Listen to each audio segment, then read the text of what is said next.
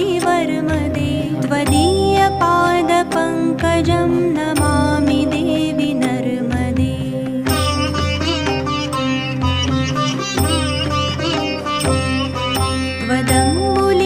त्वदम्बुलीनदीनमीन दिव्यसम्प्रदायकं कलौमलौघभारहारि सर्वतीर्थनायकं सुमच्छकच्छनक्रचक्रवाकचक्रशर्मदे त्वदीयपादपङ्कजं नमामि देवि नर्मदे